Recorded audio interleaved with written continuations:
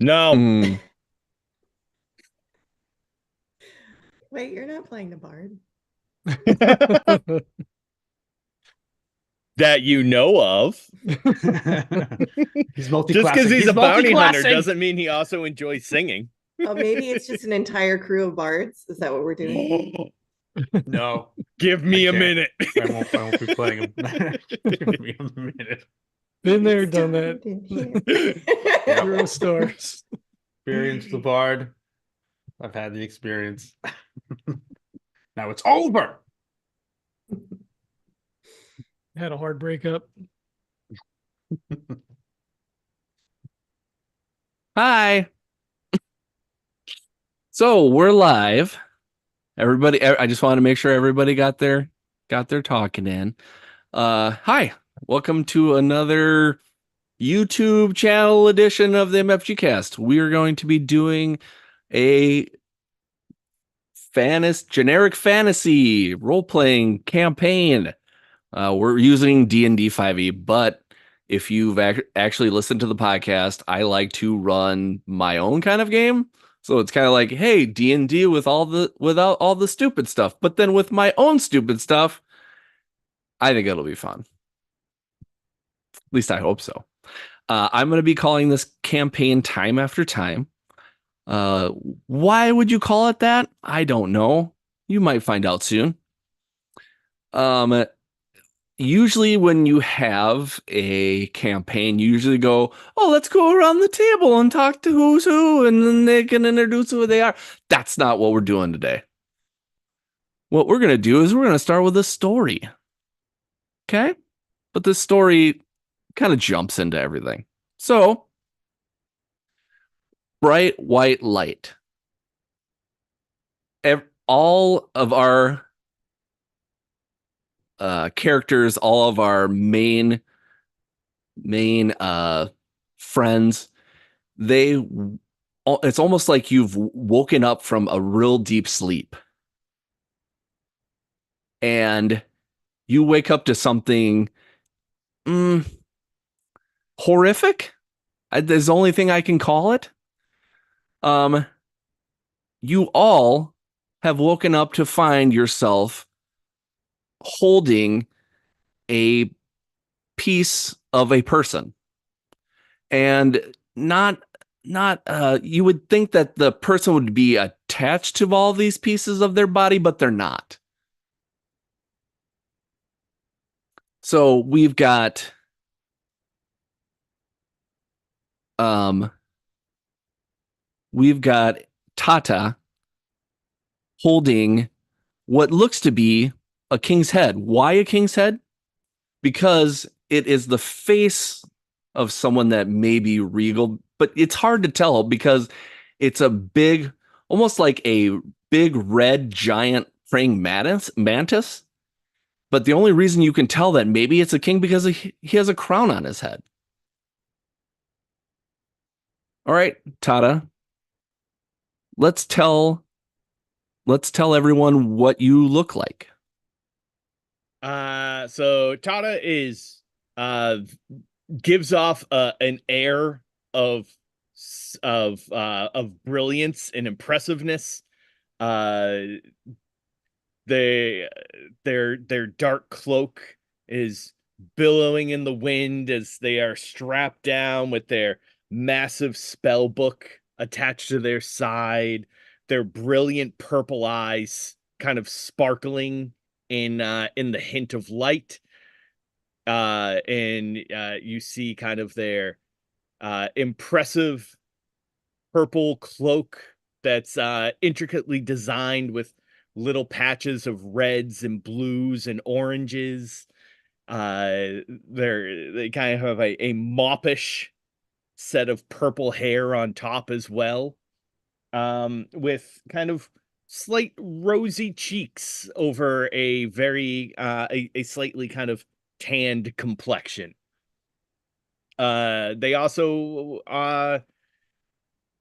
stand about maybe a little under 4 feet tall, about 3.5 or so, slightly rail thin, um, and but still have they carry themselves well enough that even though they might only be 3.5 feet tall, they appear well over 6 feet, at least in his own mind. So Tada, is it Tota or Tada? Toda. Tota. Okay. I just want as soon as I said it, I was like, I'm pretty sure I didn't say it right. So I'm glad I asked. So when Tota sees that this head of this king is in their hands, how does Tota react? Um, there's a brief moment of lack of understanding before he just tosses away, stammering backwards, and lets out a Nice. Perfect. All right.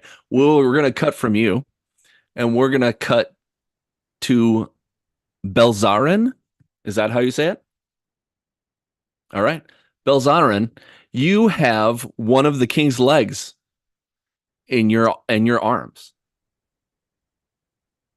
He is very confused and looks down to see this leg and looks around sort of not panicked, but like, oh shit, does somebody see me?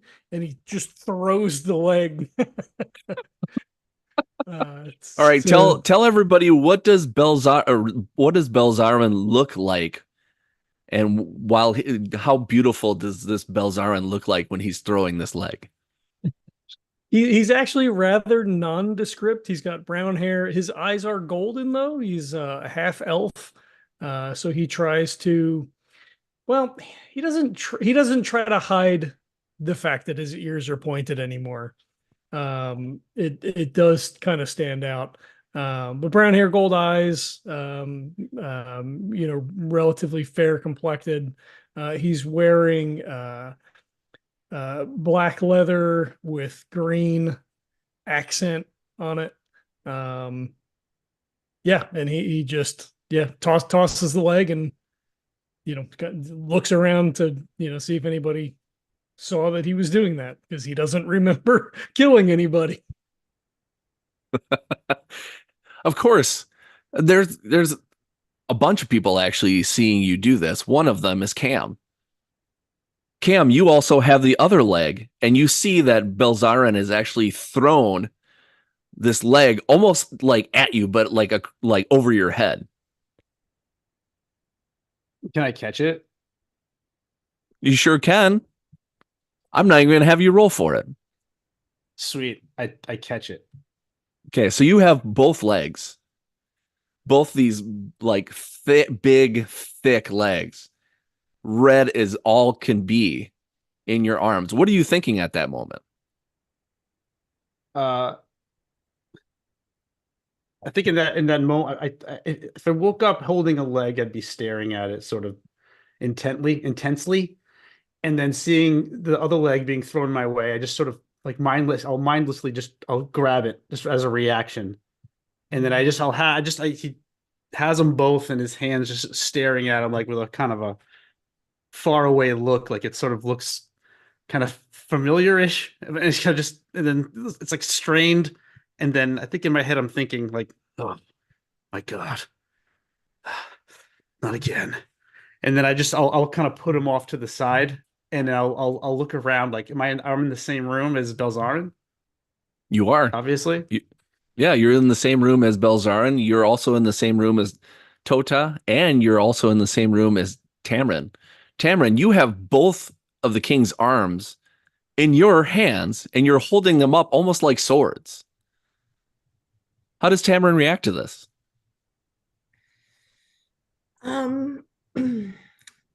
Tamrin pauses for several long beats, racking her memory, trying to pull any recollection of anything out as to why she would have part of a creature, much less a creature she doesn't even recognize in her hands. So she's frozen for a moment, just staring and thinking like, what just happened? So tell everybody what Tamrin looks like as she's trying to figure that out. Uh, Tamron is she is fairly tall. She's like about 5'10". She has long white hair that's braided back. Um, Pale gray eyes that are so pale they almost look white as well. Um, she has a little bit of a glow about her, um, and sort of an otherworldly nature. There's just a little something about her that's unusual. And for those who would know, she is an Asimar.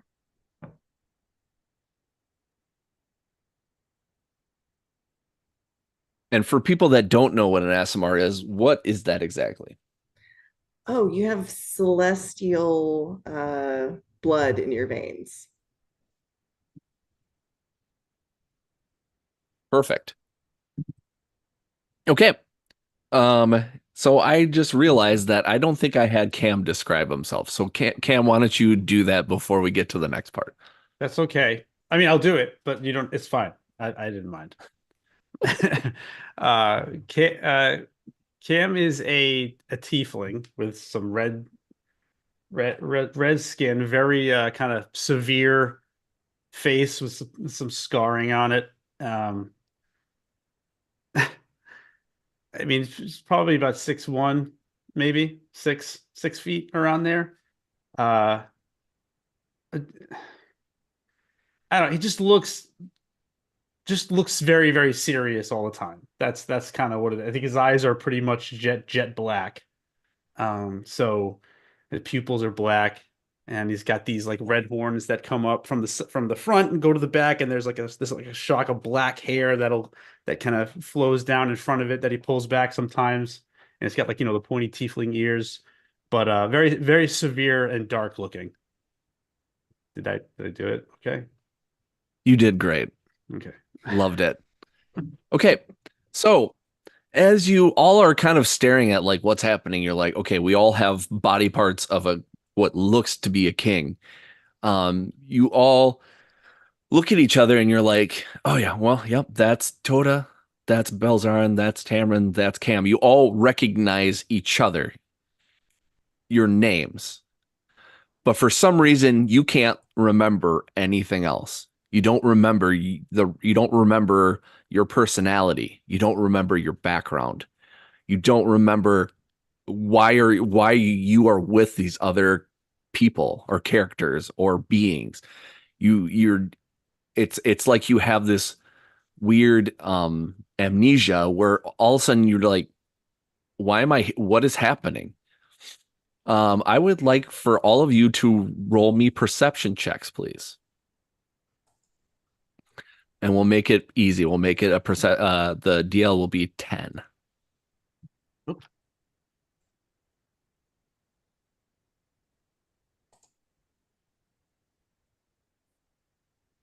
Nope.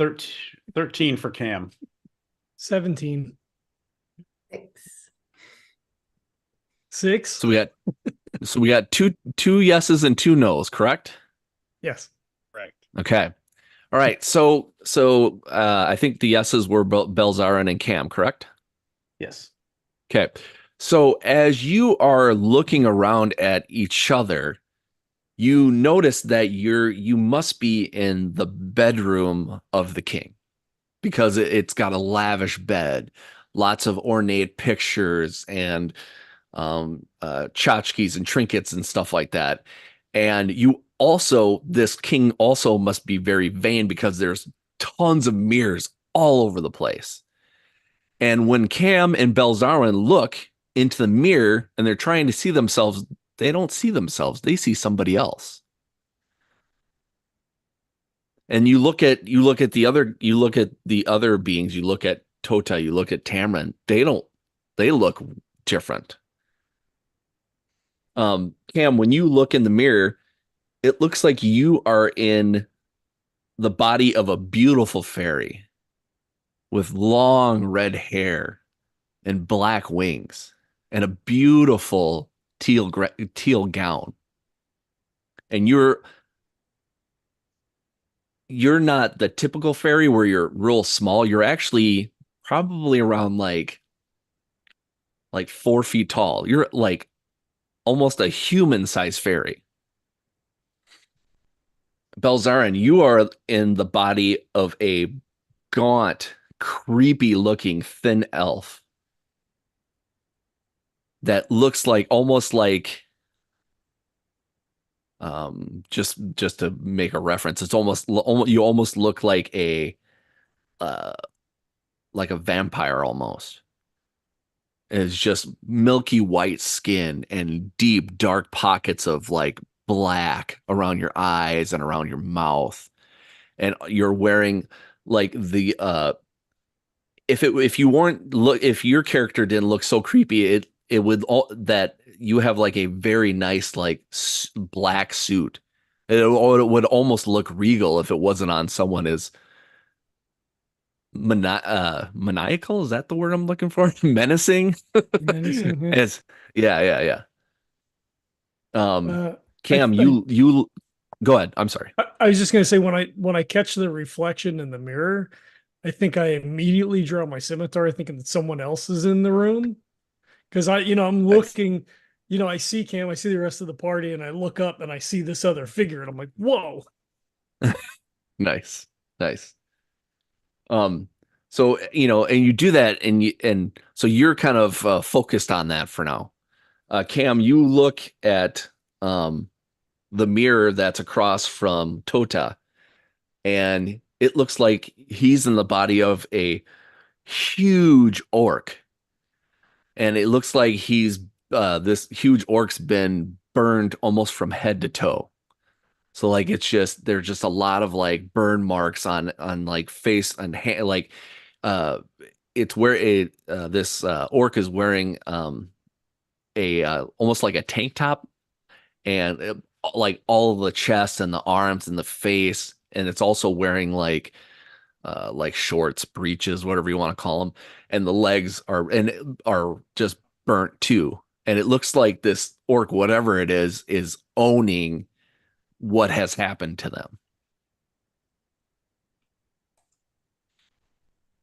So as you also do that, so then you're kind of curious and you turn to see what is in front of Tamron, and Tamron looks like a almost a bright pink mind flare with bright orange hair that is spiked in a uh, uh, um, shoot, I'm trying to think. Mohawk. Please say Mohawk. Please say Mohawk. Mohawk. Thank you. God, Yes! I don't know why I had that. Mohawk. Yeah. We did it. Yep. With a huge mohawk and huge shoulders and a very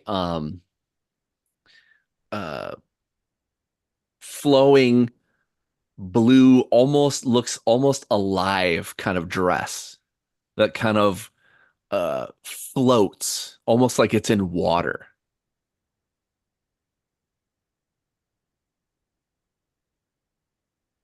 I'm sorry, I missed the beginning. What did she look like? What race? Like a Mind Flayer. Mind Flayer. Oh, Mind Flayer. With bright pink skin, orange mohawk, and then a flowing blue dress that almost looks like it's floating in water. My mind couldn't conceive Mind Flayer. I heard you say it, and then I immediately blocked it out because I knew that couldn't be right. You've been affected by a mind flayer then. We have to watch out. Dang it. You've already figured it out. Yeah. Well, Roll Tamron doesn't see credits. any of this, right? Like she's No. still staring at. Yeah, the you're still arms. processing what's happening. Yeah, just like So in person, we look like ourselves, but like in the mirrors, I hate to invoke it, but it's like a quantum leap situation. Yeah. It okay. is. Perfect. Thank you. I want to make sure I understood. Yes, you understand. I You fucked my notes understand up a little bit. Yeah. perfectly. Okay. So all right, I'm gonna do a thing. Can I do a thing? I'm gonna do a thing where Yes, of course. I'm gonna use one of my psionic energy dice. And I'm gonna blast off psychic whispers. So if I can just read this to you, because I'm gonna do this right off the bat so we know that I have this. You can establish telepathic communication between yourself and others, perfect for quiet infiltration. As an action, choose one or more creatures you can see up to a number of creatures equal to proficiency bonus, 3. 1, 2, 3. Perfect. And then I roll my psionic energy die, which is a D8 sickle. Should have that ready. Sorry. Oh, so 8. So for 8 hours, okay, you can speak telepathically back and forth to each other. Send, receive message. No action required. And the other creature we must be within a mile. And you all speak languages, so that's fine. We can do it. And comments. First time I use the power, I don't expend the dice. Oh, that's new. I didn't know that part. Okay, so I don't expend it. All right, perfect. So that's I do that, and I think I'll just say in everyone's mind, I'll just say, all right, what did we get ourselves into now? And that's how we communicate. I jump back a little bit, and then I cautiously reach forward, not with the sword hand, and like touch your shoulder while looking in the mirror. I touch you back. Is this what is this? Why I see you? What is this magic? I don't know. And I'm not sure we want to stay here for too much longer. And I kind of look down at the legs that I just put on the floor when I actually woke up. You see Tamron sort of like gently set the arms down finally, like just kind of very carefully lower them down, like, oops.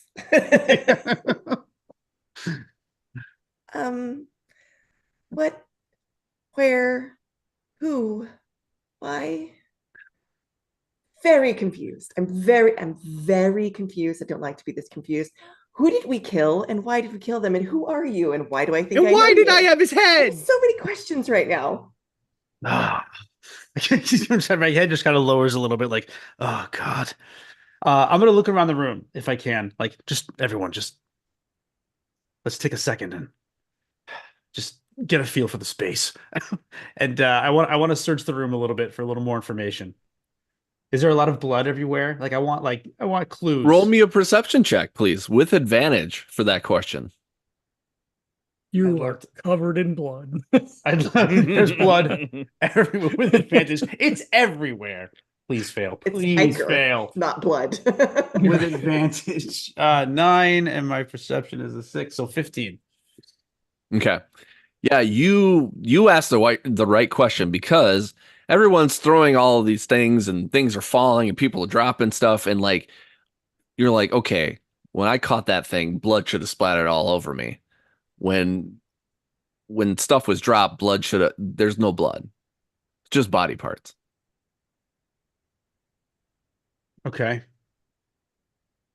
How about the bed? Any blood on the bed? No blood anywhere. God damn it. Are there books? I start rifling through books and shelves. Yeah. You look at everything. You knock over books. Like name, like who is this? Yeah, you look inside of things. You can't find anything. You're so confused. Is there a name tag? Is there a torso? Where's the torso, Kurt? Does anyone have a torso? Does anyone have a torso? I go to the door out of this room. How many doors are there? There is one door in and out, and there is one window that is across the room, past the bed, and it is, and I can't think of the word, but when windows are, they're kind of covered on purpose. It's like it's still a window, but you can't see through it. I don't know the technical term for that. Like it's like translucent, frosted? but it's not transparent. Frosted, yes. It's like a frosted window. You can't tell what's happening on the other side of it. Frosted window pane. I go to the door to listen, since I have no idea where we are and we've apparently just killed someone. So I want to make sure that there's no commotion outside. Okay. That's interesting that you said that, because as you are thinking that, you hear many feet hitting the ground, and it feels like they're coming towards you, and you hear someone say really loud, "They must be out there. Let's check. The king has been murdered. I bet you they're in his room as we speak." And I say telepathically, how would they even know that? Like, we just woke up here. Shit, help me push this in front of the door. He starts pushing like a gigantic wardrobe against the door dresser, Sam something definitely to- helps. Yeah. We do it. We blockade the door. Right, but there's no way out of here. So what's your plan? He says over his shoulder, the window. We're gonna go out the window, I guess. We're definitely going out the window. Toda definitely, he pulls out, he has like these golden orbs on him, like in pouches. He pulls one out, throws it, and it turns into a pair of glowing green hands that help push the door. That help. I guess once the whatever furniture is in front of the door, he says, "Well, I guess we could. I mean, we could kill them too, I suppose. Can we? Can anybody see out the window? Is there? Wait, what do you mean? What do you mean? We didn't kill this guy. You were holding his head. Somebody Well, must have yeah, killed but him. that doesn't. I mean, I think I would have remembered doing something like that. I think I would have remembered coming here as well, but here we All are. right, good point. I don't think we want to be in here when they get into this room. I don't think I want to be here at all. Can I break? Do we have stuff? Like, do we have our equipment? Wait, You have everything on you. This Okay. is a king's bedroom, correct? Presumably. Presumably. There is no way there is not another way out of this room. There has to be a back door. I mean, how else would he get his secret lovers in here? There's got to be a secret door. There's That makes always sense. secret lovers. Excellent, Tamron. Start rifling again, literally, for secret doors. Nice. Okay, everybody roll a perception check for me. And Tamron, you get advantage. Yes. It doesn't matter. I got a Yeah. crit. Oh, you Nice. crit your own pants. 25. Could I What do else? investigation instead? 19. You can. Yeah. Ooh, 22. Beautiful. 19. Natural 20! You did it. Nice. Oh, Happy what is 20s. happening? We Two also 20s found already? the mistresses. We found all the 20 mistresses' bodies. pounds. She's like, you've- wait, I've done this before.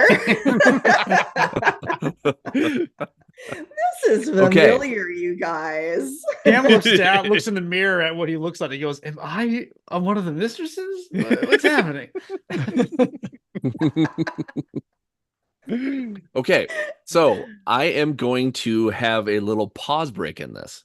So when it comes to when I run a game, I always love to reward people for getting a 20 on anything, whether you're doing combat, whether you're doing any kind of check or anything like that. If you get a 20, I'm going to give you something great. If you roll a 1, then we're going to go the opposite way. You might lose a limb, you might forget things, that kind of thing. I like to punish people for not rolling well, even though it's the dice's fault. I understand that, but it just makes for that much better of a game. Okay, so with this campaign, what I'm going to have happen is you get to choose what you want to do with your 20. So, and it's going to seem kind of counterintuitive, but for this game, it'll kind of make sense. So when you roll a 20, one of two things can happen. You can, on a check, let's say on a check, actually, on a check for anything, if you roll a 20, you get the option of A, successfully kicking ass on that check. Obviously, if we're talking about this, you're going to find that lever, we're going to find that passageway, you're going to find your way out. Another thing you can do is, because you have this weird amnesia, you roll a 20, a piece of your memory comes back. They give you a little tidbit of something from your past. So, Belzarin and Tamron, you've both rolled 20s. How do you want to use those?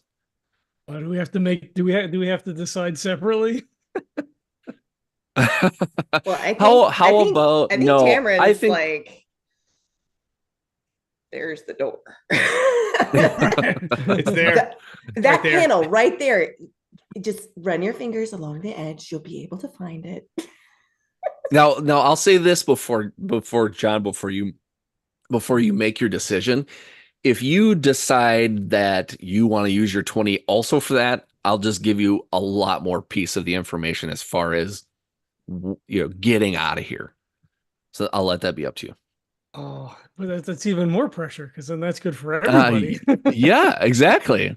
That's why I do these Listen, things, so is because it's fun knowledge. to put you in those moments where you're like, what do I do? I live for that. So I'll help everybody. Okay. If you find out more about your history, that helps everybody too. So Yeah. it's 6 of one, half dozen of the other. That's Yeah. true. But our immediate problem is getting out of here. He feels Yep. so like I guess as he's looking around, right? Like he get like a thought starts to percolate in his head, but he pushes it away as there's like more pressing matters to attend to. So like it's almost like you have that word on the tip of your tongue and you're almost there, and he's like, Yeah, we gotta exactly. get out of Perfect. Yeah. So, so Tamron's just like, well, yeah, it's just one of these things. She literally just goes right up to where the bed is. There's a like lamppost. She pulls it down. The bed moves, and there is a trap door that leads down. here. Floor door. Floor door. Love. There's always a Check floor last door. campaign. Floor doors. Always a floor door. Okay, so you open up the door. You see that it's going down. How far And down? it's Low, let's see low. who has dark vision. Me. Ooh. Jeez. Got it. Everybody but Tamron does. Okay. So if any of you look down, it is dark as hell. So you would assume that whoever's going down this would either have a dark vision or bring a Torch. torch. Yep. Boy, simple Or things. she just uses a cantrip to cast light. There you go. Perfect. Or unsheathe your moonlight sword. Did you take that, or is that no? I did not. I did not okay. take the moonlight Ah, sword. damn it. But Talked about that. Listen, her personality is glowing enough. All right, she just. Personality Nice. is moonlight. So Belzarin, so like as you do you guys start to head downstairs? Because you can Yeah. hear that the steps are getting closer. Yeah. Wow, it's really dark down here. Can you guys see? Tamron cast light, so Yeah. you can see. Yeah, Now yeah. we can Okay. all see. before Belzarin, before you we actually go down, Yeah. I'm gonna pull out another ball and toss it, and you'll see these little floaty notes come out of it. And once they pop, you start to hear 'cause I don't necessarily know what the king sounded like. So you just start to hear a voice go like, I'm sleeping. I'm trying to go to sleep. Go, leave me alone. And that just starts playing on repeat. Nice. So you're doing that in the room before you guys head down? In the room before we leave, yeah. Okay. So yeah, you guys start heading down, and Belzarin, you realize that as you're going down those stairs, if it wasn't as dark, you wouldn't, and you weren't as or now that it's light, sorry, and because you're paying that much more attention, it looks like it's just a straight, just going down kind of in a sort like a circle staircase kind of thing, but there is a breakout from that that goes like in a different direction, and it smells like outside, and you just in the back of your head think, okay, we need to break off this way, because going the other direction is not going to bring us to where we want to go. Yeah. So I stop. I put a hand up and I said, "You pulled the lever to close the floor door, right?" We definitely closed the floor door. Okay, great. Yeah. So if we go this way, Smells like outside. We want to go this way, but maybe we should light a torch and throw it down the steps so they'll see the light if they know where the floor door is here, and we're gonna scoot out this way. That's great thinking. Great. I pull my pack off and I get out the cinder and the flint and I strike it a couple times, get a torch going, and then just if it's open in the center, he'll throw it down, I guess. Mm-hmm. Not knowing how far it might be. I mean, if it feels hollow, like it's a very long distance, I might kick it down the stairs. Right. Yeah, Because yeah. if it's like 400 feet, right? Like they might not even see that light then. Yeah, it feels like it goes on forever. All right. I kick it down the steps. Okay, sounds good. So, as you do that and you guys kind of break off, you hear a voice from the top that must know where that lever is, and you hear something go, I think he's down here. I think they're down here. Let's go down this way. And you hear trampling feet as you guys break off. As you kind of break off, you realize that there is a wooden door that blocks you from going any further. What do you do? I pull out my lock picks and I get to work at picking the locks. Okay, sounds good. Unless you would like to. No, you can, if you start doing it, that's fine. I'll let you do it. But I'm thinking I see the torch that's going down. I want to throw some thaumaturgy on it and make it flicker a lot to make it look like it's like going down the stairs. Nice. To try and draw their attention to it. So I thaumaturgize it into doing that. Nice. Ooh, if you're gonna do that, I'm gonna make like the shadowed outline of a person down in the other hall, just like goofily walking down the hallway. We are D&Ding. I got a 15, Kurt. Nice. Okay. So it takes you a little bit. It seems like it's what the keyhole just seems very like odd, like nothing you've ever seen before. You're really kind of nudge it. You're really trying to get it, and you're like, it starts to feel like your lockpick is gonna break, and then finally you actually get it to unlock. Great. Puts everything away real quick. Come on, this way. Let's go. Yeah, okay. I mean, we follow, I'm assuming. Yep. So as you go through the door, I would like you all to roll me a perception check. Is there a thumb lock on this side? Can we easily lock it? Yes. Okay, I do so. What is that? 16. 12. 15. 12. Okay. 12. So you all see on the other side that if somebody would have tried to force this door open or not got it open, that there was this kind of cloud of electricity on the other side that was probably waiting to strike. So it's a good thing that Belzarin actually was able to do it with no fuss, no muss. Ooh, that could have been real bad. Oh, go on. You all smell.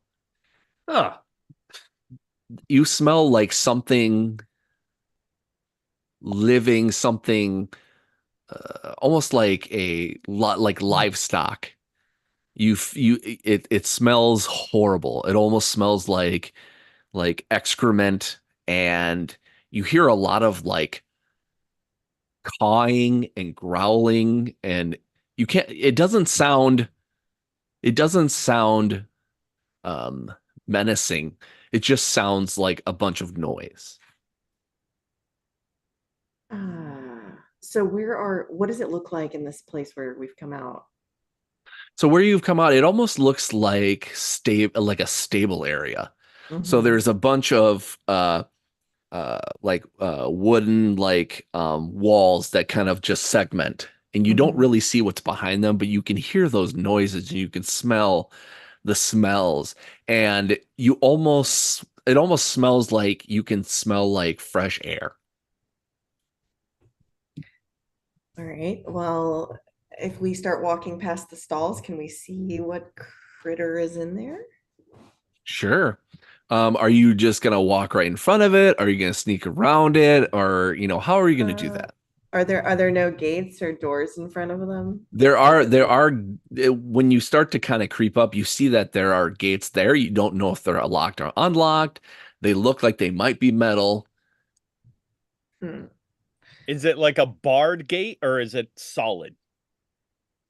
It almost looks like it's barred, but it's also got like or without getting too close, it almost looks like there's some kind of ornate symbols or something on them.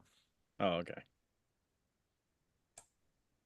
Arcane symbols? I don't know. You got to get close enough to find out.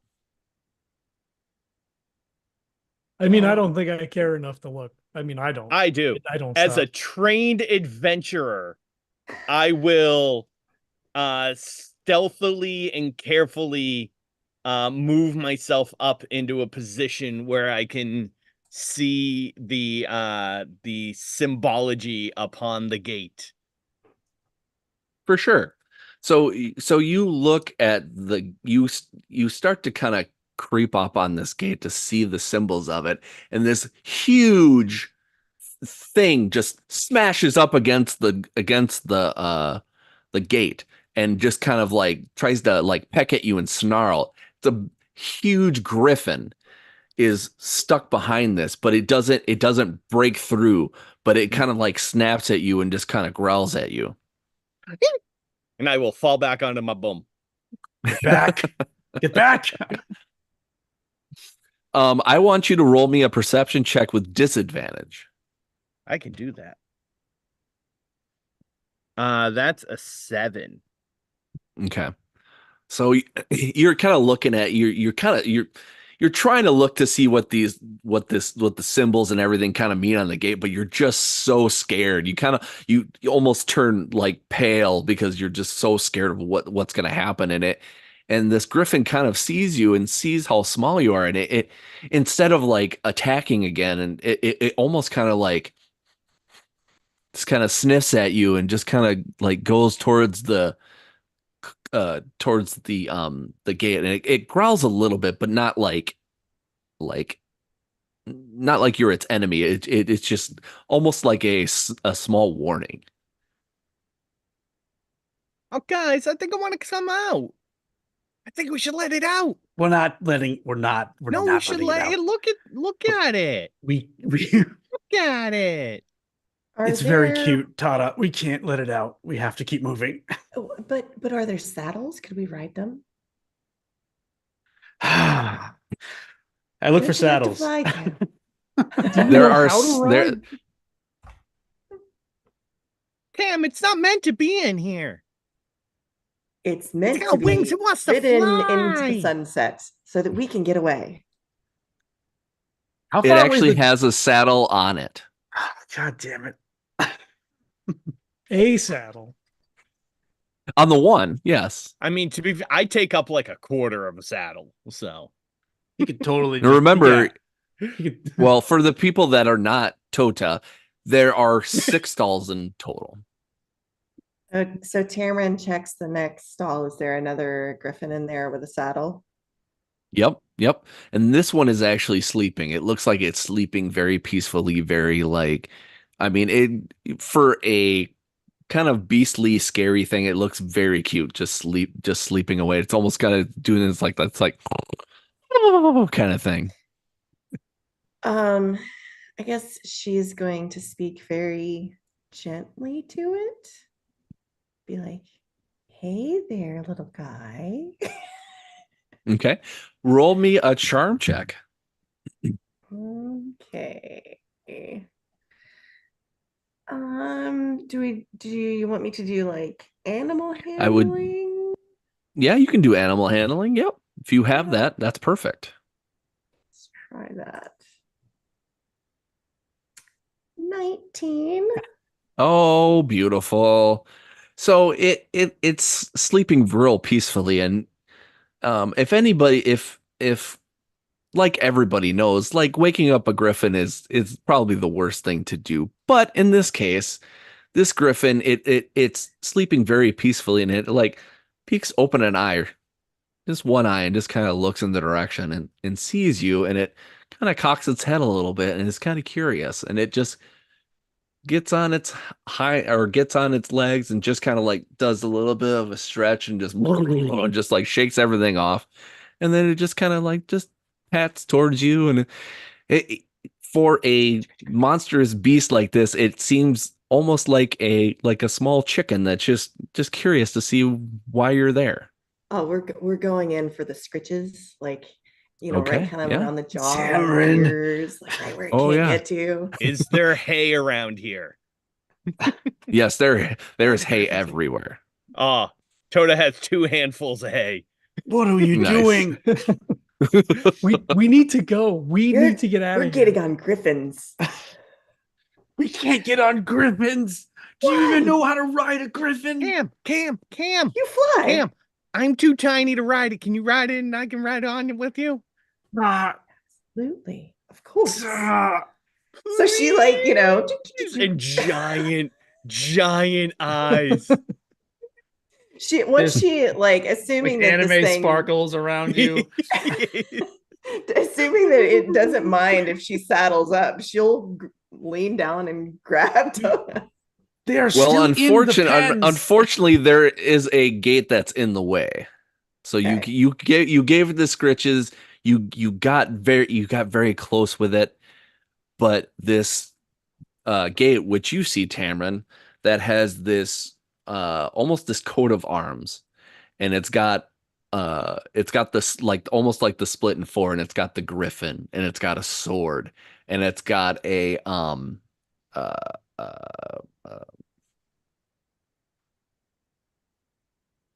shoot. Wow, what did I call the king? The king was a Praying mantis. praying mantis. Praying mantis like claw, and then the last thing was like a pile of gold. And then there's this big almost like a cursive V that lays in the middle of it. And there is a lock in the center of that gate. And it seems to be locked. Well, it's locked. So Well, we have someone who's proficient at such things. And she turns and looks at Belzar. we're just dead set. You're just dead set on this. This is so dangerous. Flying off into the sunset. Yes, I am. Doesn't it sound glorious? Cam looks at Belzarin. A little help here. This is insane. We will get out of here faster. And farther away. God damn it. So Cam he feels looks so around. betrayed. He looks around for like a key ring on a nail, like by the front door, right? Like Sweet. on the inside. Cam just starts Yeah, picking yeah. one of the locks. I just start picking one of the locks. I say fuck Okay. it. Like, God damn it. Like, All I right, can't. so I'm I'm not gonna talking have you guys Cam off this. and I'm gonna have Cam roll a lock picking if you can, and I'm gonna have I've got thieves' Belzarin tools. do a perception check. I have 23. So Toda will turn Nice. to Cam and say, "A little help it is," and he'll take one of the balls and just like blow it at you, and you get all sparkly around your head, and you can add a D4 to Oh. your roll. I like this. I think it happens. I think it just goes, God damn sparkles. You get a little kiss on your cheek when the bubble bursts. I hate every second of it. Okay, so wait, is that we do sleight of hand for the lock picking? I got thieves' tools. So does that Mhm. give me some sort of a thing? It lets you add your proficiency bonus, but if you're already trained in that skill, you're gonna get that anyway. So it seems stupid to me, unless you get yeah, it so on I'm top not. of. No. Well, if it's sleight of hand is the lock picking skill, right? Is that Correct. okay? All right. So I'm not proficient in that, but Okay, so so you'd add your but I do have proficiency thieves' bonus. tools with the okay, gotcha. Thank you. So that means that's technically a 6. So 21 plus 1 is a 22. Do I pick the lock? Nice. The one Before was I on tell the you that, D4. Thank you. Thank you for the D4. that's perfect. You're welcome. Perfect. Loading goddamn sparkle balls. Belzarin, what did you get for a roll? It was like a 23, 18 plus 5. Nice, perfect. We got key So yeah, rings. so literally at the same time, Belzarin is like, I found a key. Cam is like, boop, just unlocks the door or unlocks the gate, and this huge griffin just starts piling towards where Cam is, knocks Cam over, and then kind of like very nicely jumps onto Tamron and just starts licking her face. Oh God. She's giggling. Cam just looks up from the dirt like, oh God, this is such a bad idea. Cam, that's gonna take too long. I've got the keys. Stop fucking around. He's just like, I got the door open. I see, but that's gonna take too long if you have to pick all these locks. Right, fine. Give me a key. Me We next, start me unlock- next. So I open up the one that the stall that Toto was at. Okay. So you open the stall that Toda was at, and the other Griffin kind of stomps through and does not look very pleased. I'm gonna name you Pistachio. Oh God, he named it. Hey, buddy, take it easy. We're letting you out, okay? Like, it's cool. Be cool. He's Cameron, just can you like, calm that "Hand one up." down? She'll get this one to calm down a little bit, and she'll walk over, carefully to the other one and see if she can get it to calm down. Natural 20. Yes. Nice. Nice. So good at this game. So 21. so it sees how like nice and like soft and like caressing that you were with the other Griffin, that it at first it just and it like looks like it's just gonna bare its teeth at you or whatever, and it looks to see what you've done there, and it kind of tilts its head as well, and then it almost looks like it does one of like a head nod, like okay, fine, kind of thing, and it will kind of saddle up and just kind of move a little bit, let you touch its face just barely before it kind of like turns its head away, and then it kind of walks a little bit, and then it plops its butt right next to Toda and like looks at Toda and like gives it a look like, I don't know if this is a good idea, almost in its face, and then it'll look at Toda and go, "Wah." It's like a cat. It's like a giant cat. I manifest 2 green hands and I start giving it scritches on top of its head. Nice. And it takes it. It doesn't like it as much as when Tamron did it, but it still is like, okay, fine, that kind of thing, you know. Pistachio, you are. All right, God. Cam, do you want to go with Toda, or do you want your own? What do you I want mean, to? I'm thinking Toto should probably ride with Tamron, because if anyone is going to like ride safely, it's going to be Tamron. And so if Toto can sit on the back, and we'll have to just do our best on our own, I guess. Okay. He starts looking real quick at some of the other ones to see if any of these things are awake and like interested.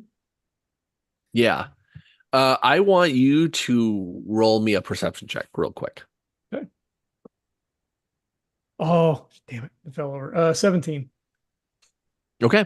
Yeah, so it looks like out of the other 4, like 2 of them are like okay with like, you go and you just kind of like, hey, and they're kind of like, okay, and then there's 2 that are, as soon as you get by the gates, they're like plowing through it. It's almost like they're trying to plow through the gate to break it, and they snarl and kind of like just really are quite violent.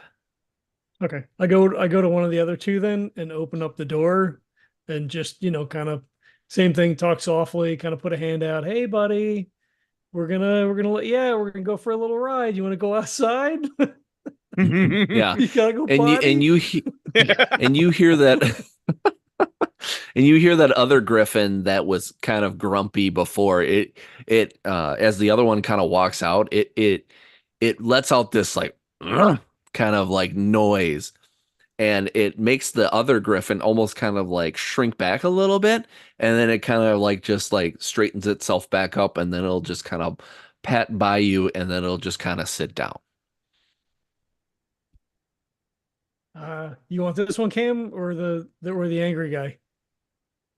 I'll take the angry guy. You take the docile one. All right, let's get the fuck out of here then. And he'll push the front door. Well, ooh, Toda, can you open up the door with one of your? Like he starts waving his hands. And he goes, of course. And Wait, stretches. hold on. Let's get mounted up first. Yeah. Everybody saddles up. We saddle up. If they'll let us, I guess. Yep, they let you. Okay. Yep, and it has like it has a couple of straps too, where it like actually like goes around your waist, so you could tie it, so you're not thrown. I guess we do so. Have Toto open up the door. All right. And so yeah, I'll the green hands shoot out and go to push the door open. Okay. They can only lift 10 pounds though, so I'm not sure if it's gonna be able to open the door or not. Okay. We're pushing the door on a hinge. Yeah.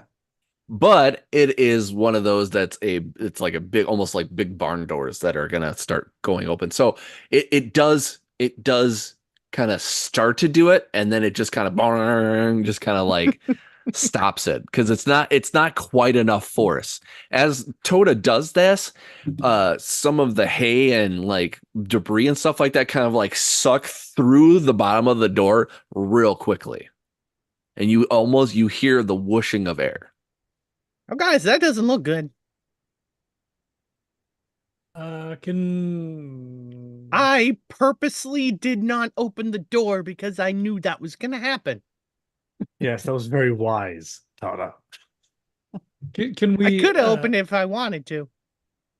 Can we edge one of the griffins up? Yeah, Tamron's gonna ride her griffin over like close enough and turn sideways. Can you tell I've ridden horses? She's gonna turn sideways and lean down to like open the gate and push it out. Yeah, so there's like one of those big latches where it's got like this thing where it just kind of clamps, and all you do is pull it up. You push it. Yep, and literally just all of a sudden just air just sucks everything out. And the griffins kind of like hold steady because they're expecting what's happening. What you see going out, all you see is sky. All right. Yeah, that makes sense. Okay, so all you hear is like yeah, and then she is laughing and screaming at the same time. Nice. Toda is just screaming. All right, so I need a marching order. So it looks like Tamron is out first, but you are riding with, or you have Toda riding with you, correct? Mm-hmm. Correct. Okay. And then Cam, I'll say Cam's next. And I think Cam would make a point of going out last, unless that wasn't the order that with you. No, that's perfect. No, that's if that's your plan, then I will make it so. I look back at Cam and I grit my teeth as the griffin starts to pad over towards the open door. Yeah, no, Cam's not looking too good, not too solid about this either. I don't yell, I don't scream, I grab on real tight and close my eyes. Yeah. Close your eyes. You can't ride the griffin. And the griffin's going to do all the work. Yeah, like, you don't ride a griffin. A griffin just carries you. You still have to steer where you want to go. It knows where it's going. It knows exactly where it's going. It's like a trail horse. It's following Tamara. That's what you. Yes, exactly. Yes, exactly. It's a griffin pack, and Tamron is the pack leader. Yeah. Nice. So as you're pushed out again, you see nothing but clouds and air and sky, and your griffins they kind of glide along the sky just for a moment, and almost like going to a theme park when you're on a roller coaster, then all of a sudden, boom, you're swooped down, and you realize that you are hundreds, maybe even thousands of feet up in the air. This castle has been floating in the air for God knows how long, and your griffins are plunging down to the land below. I think when the plunge starts, I might yeep a little bit. Cam is openly like, Toda is Big like so pulled back. head buried in the griffin. Because I would like to I am in Tamrin's lap. Like, I'm not riding on the back. I am in the front. yes. Like a little child. Yes. Yeah. Nice. And Tamara, meanwhile, is literally having the time of her life. She may or may not have wings, but she is having the time of her life. That's beautiful. Nice. So I just because I'm loving where this is going, Tamara, I want you to roll another animal handling check, please. But I want you to do it with advantage this time. Okay. You got pets early. Well, the first roll was an 8, but the second roll was a 20. Oh, thank God. Wow. Nice. It was not a natural 20, though. It was a 19 plus 1, so it was a 20. Gotcha. Okay, perfect. So these griffins are obviously trying to bring you to a certain spot, but I would like Tamron, I would like you to tell me how you maneuver this griffin and how does this griffin lead the other griffins to where they're going. Well, I mean, horses are pack animals and they will follow the leader. So I'm going to say they act like horses. My question for you is, what do I see? Because she doesn't know where she is and she has no idea. All she sees is sky everywhere, right? So are there places to land that she can see? Is there land? Like when she turns around and she looks back, like what does she see? Yeah, so you see lands that go for miles. You see, you may see little bodies of water, but it's like there's not too many there. It's just mostly just land all over the place. And like because you're so high, everything looks so small, but you can tell like there's like villages and you can see that there's like cities and there's maybe some small towns and none of it looks familiar to you at all. Okay. And where does it seem like the Griffin wants to go? Is it heading towards one of the towns or? And actually, it looks like it's heading towards one of the more fancier cities that you're seeing, which makes sense because you are riding the Griffin of a king. Right. She does not probably want to go there. So she's probably going to. Are we still psychically connected, John? Can we talk to each other? As long as it hasn't been 8 hours, yes. Okay. So in her head, she's going to say, okay, the Griffins are heading towards that city. I don't think we should land in their normal stables. Do we want to go to the city and land outside of it somewhere and release the Griffins and walk in? Yeah, no city. No city at all? No cities. Well, not at the stable anyway. No. If they've relayed word, then they may be on the lookout. Where would we like to go? Because literally I have no idea where I am. And I mean, well, if they want to go this way and he points to the right, then we should go that way and he points to the left.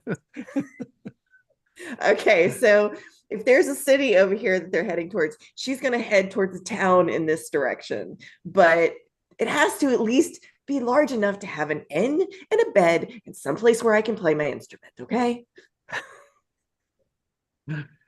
It might not be And a great idea to land in a town or city with the king's griffins. We might have to find We're like a not going to clearing or land in something. the town. I already covered this. I said we're going to land outside of the town, and then All we're right, I'm going to sorry. I'm release. having a tough time holding on. We'll release the griffins, and then we'll walk in. We'll be fine. Fine, whatever you think's best. All right. So she's going to look for a decent sized town. perfect. And as you guys are kind of relaying it to each other through your own minds, collectively, you all hear this voice in your head, and you hear it say, "Well, I think that's quite a right good idea. Going outside of a town." Coda, is that you? Chilico, 1, 2, 3. Is that? I thought there was only 4 of us. Who is that? Who is on this channel? I thought you were And supposed you to hear a voice. voice.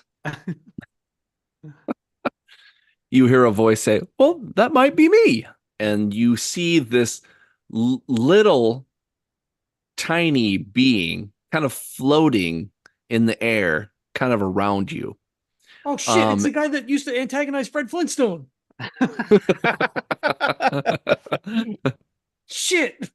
We're fucked. Abandon! Just jump. And it's got this it's this little being. It looks like it's got a big bald head that's white as snow, and it's got the tiniest little body, and it looks almost human but also fairy like because it has wings as well. And as you're kind of looking at it, it almost looks like it's kind of fading in and out of existence. Does this ring a bell for me for Arcana or anything? You can roll for that if you like. Okay. None of us recognize this person. 15? Yeah, you it's it feels like it's magical in nature, but it looks like nothing you've ever seen. Who are you and why are you flying around us and why are you following us? And honestly, I I, I she puts her hands back on the reins. Yeah. Yes, please.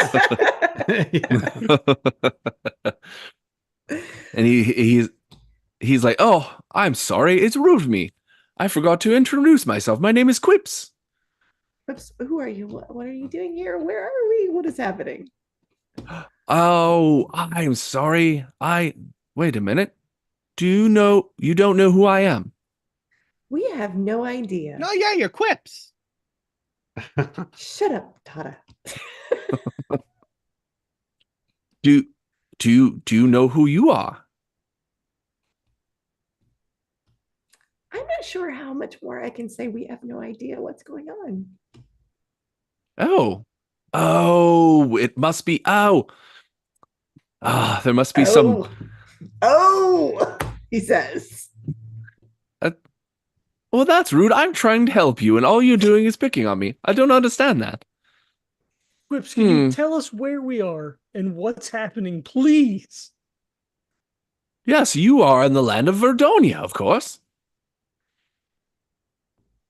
How did we get here? Do you know who we are? Because we don't know Oh, who you don't. are. Oh no. Oh no.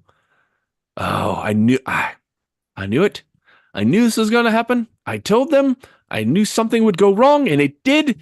Oh, boy, I tell you, when they greenlight things like this, I tell them we always have to do more tests, but they never want to do the test. They always want to greenlight the thing and they just want it to work. But you know what?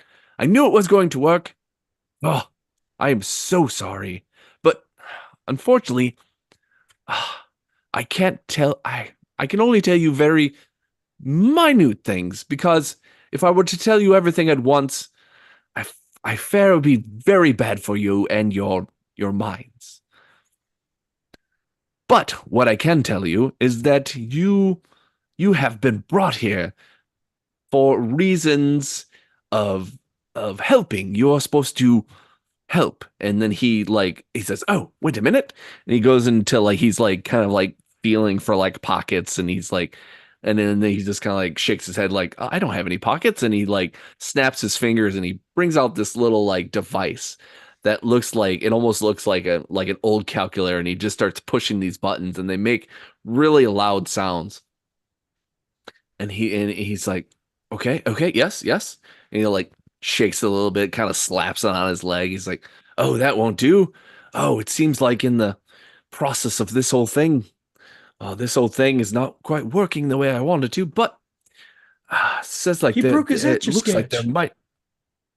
looks like there might be a 67% probability that you're here to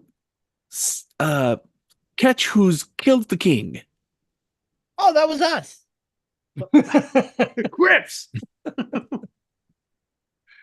Da-da-da!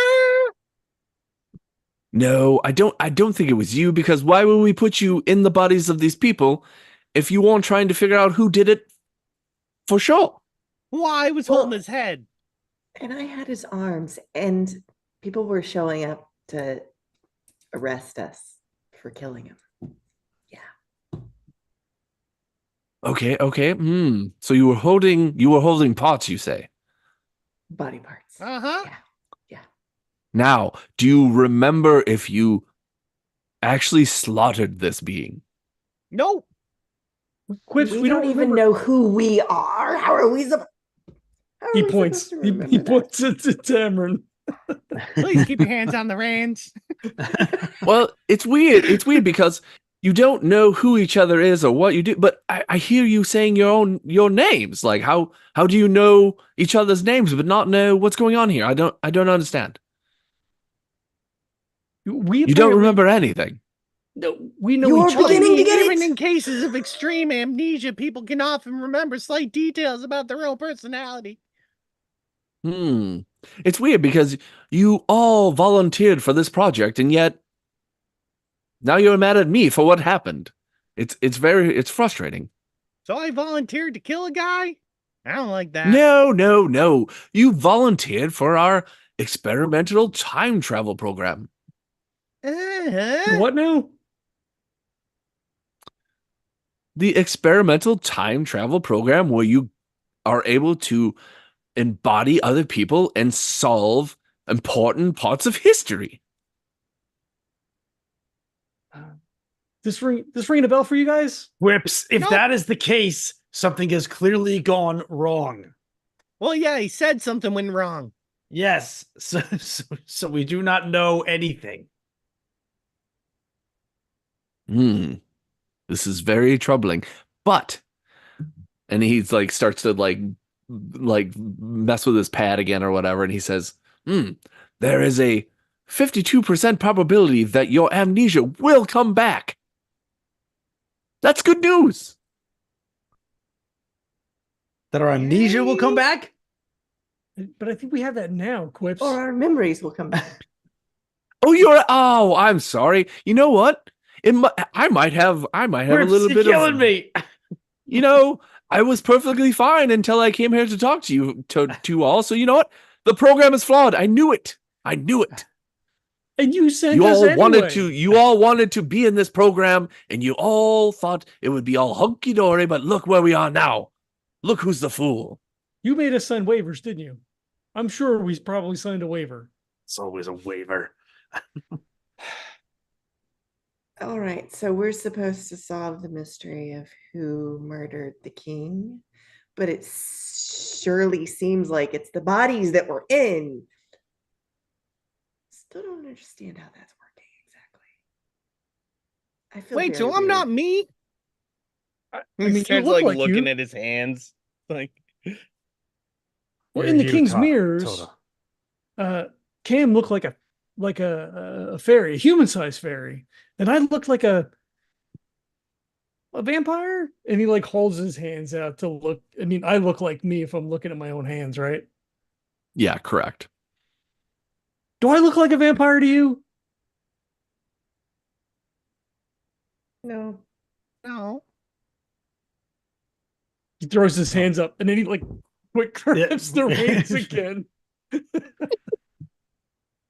Sorry, I just realized how weird this now looks to people from the outside.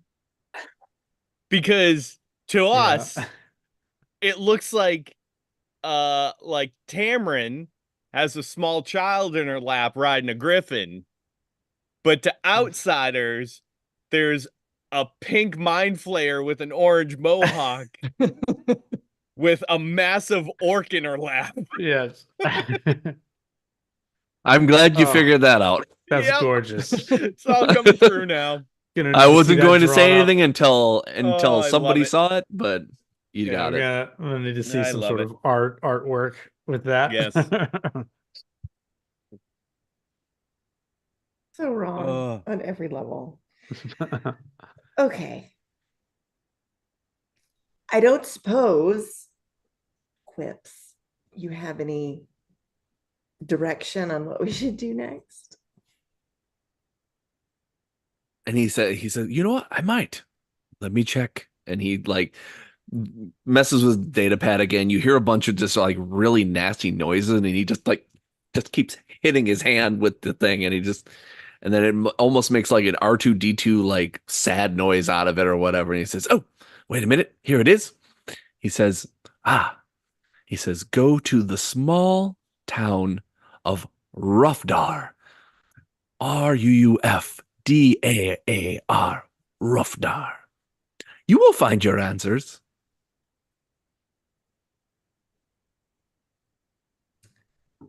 All right. Can you point us in the yes, thank you, Tamron.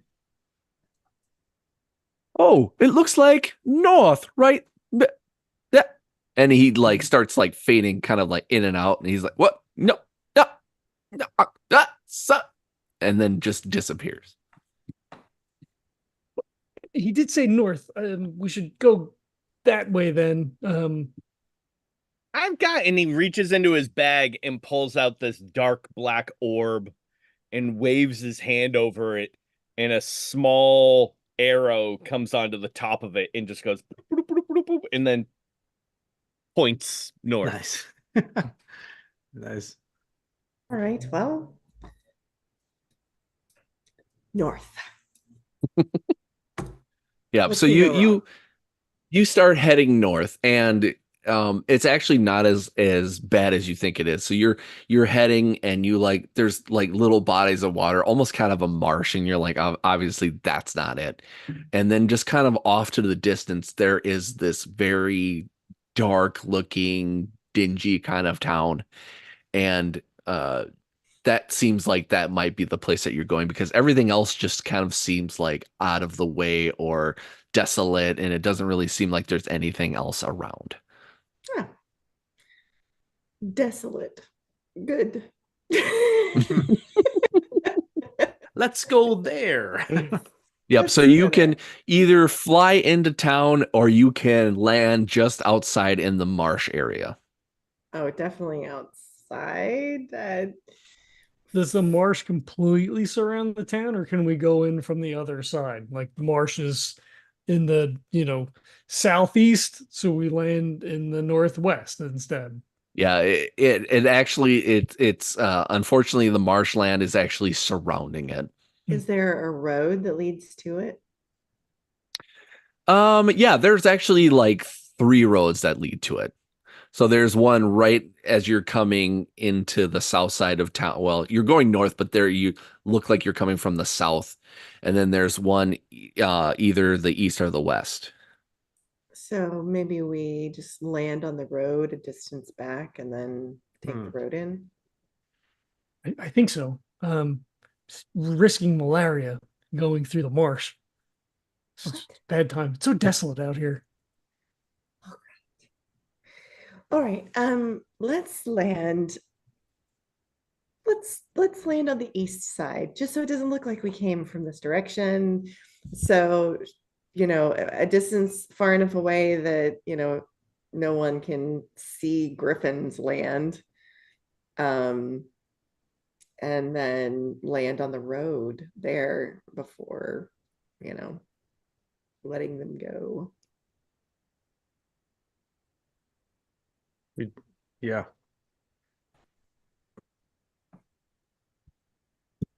Okay. Yeah. So you land, and even these roads are not great. They're like a dirt road, very rocky.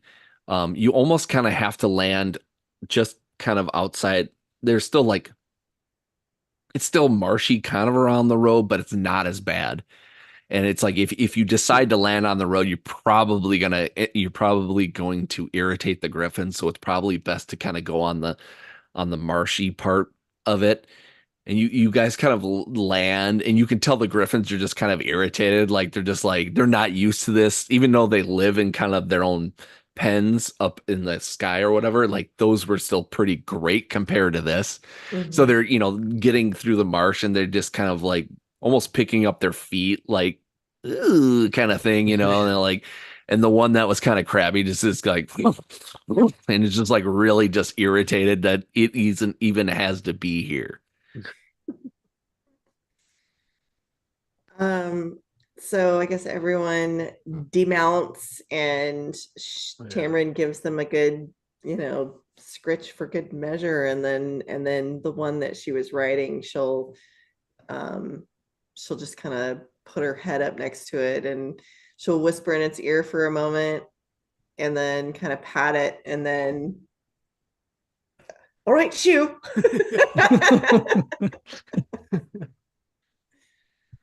You go. You go free, Pistachio. And the one that Tamron was riding in, and Tota, it kind of like, it looks like it's ready to go, but it kind of rubs up against you, Tamron, a little bit, and kind of sniffs a little bit, and then just kind of plainly just kind of pushes Tota just a titch. And then the Griffins just kind of in tandem or whatever, or in a big group, just all of a sudden just fly back up towards the king's castle. Okay. Oh man. I know. Yeah, sorry, you're not getting Griffins for this adventure. Well, no, I just thought they'd like go free, but no, we're gonna go back to our. Yeah, no, they're probably like treated really well, so they're probably like, yep, this is where we're going back. Not staying here. They're not domesticated. All right, so we start walking towards Roughdar. Let's go find some Nice. answers. Yep. So you guys start kind of walking towards Roughdar. And it looks like the only thing I can like explain it is almost like just like an old movie where like the city is dirty and scummy, and all the people that are walking around, their clothes are tattered and there's dirt all over their face. They're very hardworking, it looks like, because this calluses on hands, and it's just nobody is dressed nicely. Everyone is just, covered in dirt and like wet and just kind of gross. But, people don't seem particularly unhappy, but they don't seem particularly happy as well. What do they think about a mind flayer and a orc and Yeah. vampire? Beasts come walking into their town. I would like you all to roll me a perception check.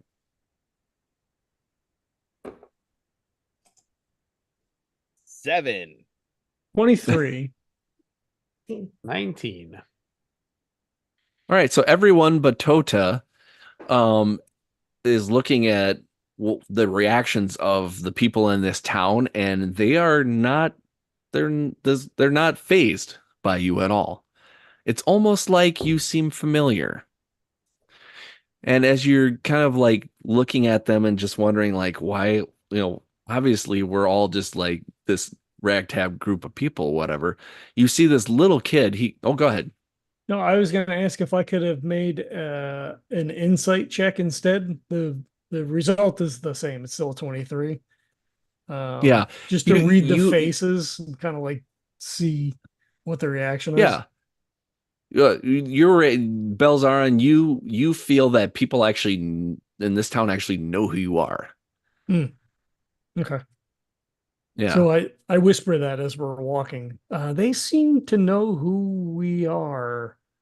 Cam says inside your mind, you can still talk inside our minds. No, I am. I'm in your head. Okay. I'm inside you, Cam. Oh, okay.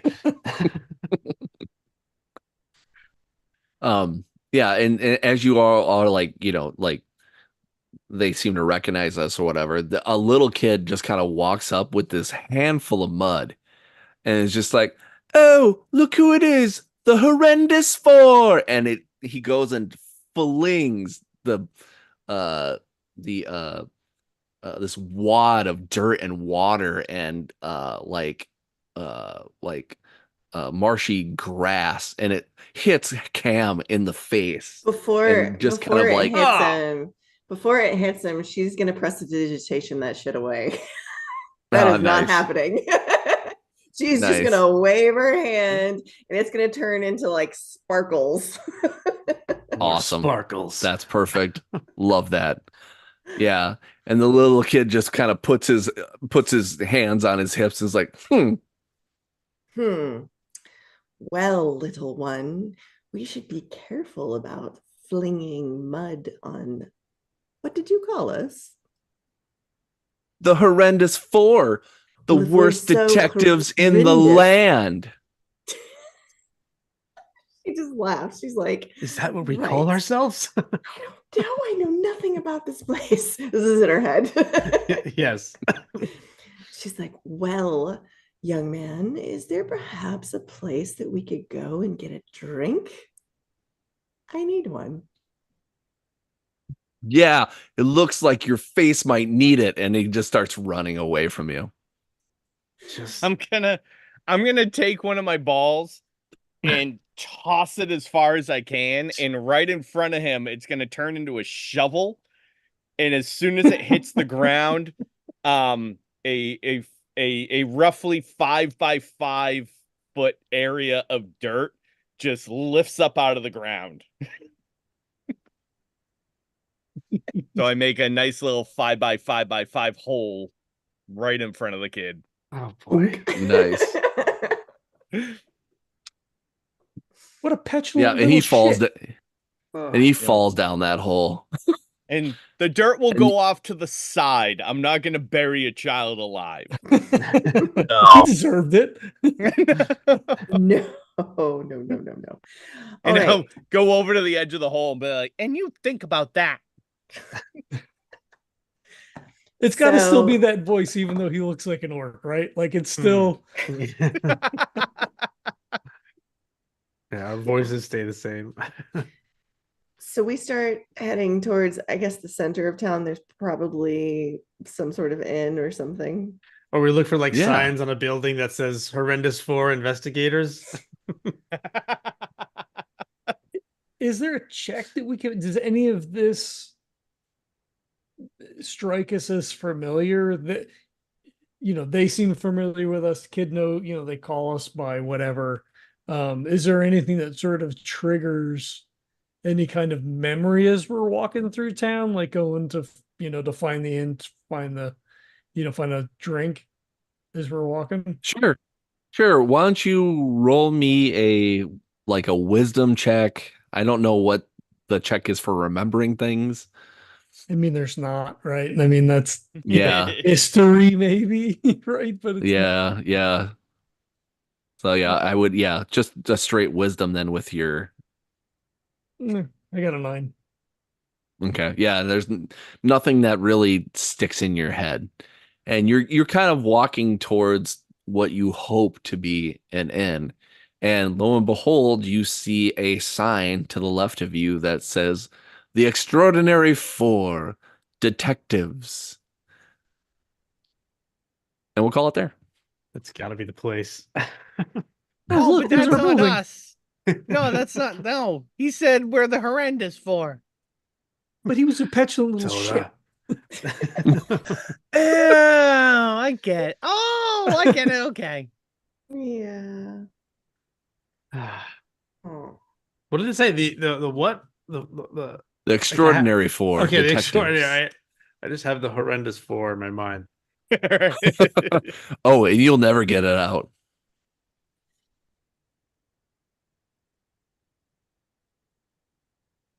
Ugh. All right. Pink mind player. We got to go different. Can't go the same. I'm just trying to visualize this. Mm-hmm. I think I do like the cartoon vampire sneak. Nice. Yes, yes. As So the Scooby-Doo you're like a music pops behind you. Nosferatu vampire. Yeah. Yes, that's Yeah. exactly what I was thinking. Yeah. Good mysteries. Mysteries abound. That's right. Lots of things to think about. I Thank don't like you, thinking. Kurt. Yes, No thank you problem. very much. So, just as a background for the people that are watching this, I told them to write a backstory to send to me and to no one else, and to also write up a character sheet to send to me too. So the only thing that they really know about themselves are their names.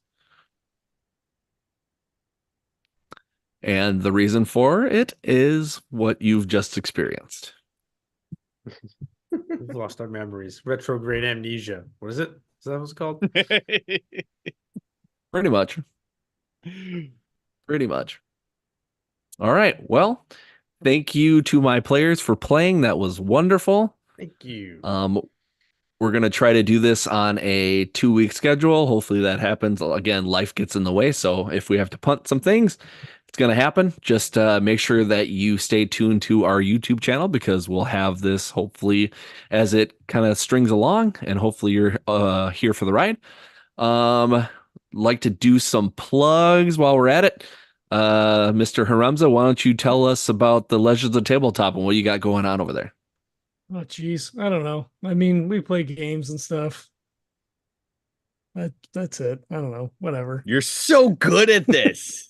We play games. We talk sometimes. It's good. It's Well, we fine. don't do much of anything anymore. Our only consistent game right now is the Runners game. It's a core-based RPG designed by Jesse. It's in its like 48th iteration. We're still play testing, although we don't really play test any mechanics because we just tell stories. We have We rolled dice like 3 or 4 times last session. We have a long-term Cthulhu Invictus campaign that's been going on. We are hopefully going to be getting back to that in May, I think is what Oscar said. We've had some sporadic games. That's for the YouTube. Obviously, our podcast releases are continuing unabated. There's like 1 million episodes if you want to check that out. I also play games with Kurt on the MFGCast. Not only this, we have a long-term noir campaign that's in its 5th season. Going into its 6th season when we, I don't know, play again. Soon. Soon. Yeah, that's it. We do occasional interviews, roundtables, blah blah blah. I don't know. Check it out. We're on all the things. Perfect. Awesome. Anything anybody else wants to plug? I'm on Legends. Yay. You did it. Happy to be here. Thanks Very for having nice. me. Yeah, no problem. And thanks everyone for watching. As far as our the MFGcast podcast, still going really strong. Releasing role playing campaigns every other week, and then also board game discussions every other week. The last episode we just released was about, I called it the sweet spot. Me and Tracy, we talked about that. We're kind of in the sweet spot now where we're playing games with great people and being able to do it at perfect times, and just it's just been great. So if you are in the mood for that, listen to that. We also have that aforementioned noir campaign, and then we'll have some other stuff hopefully coming out in the future. You can also follow us on Twitter, because I'm not fucking calling it X. You can follow us on this YouTube channel, on Blue Sky, on Instagram. And just thanks again for checking us out, and we'll see you next time. Bye.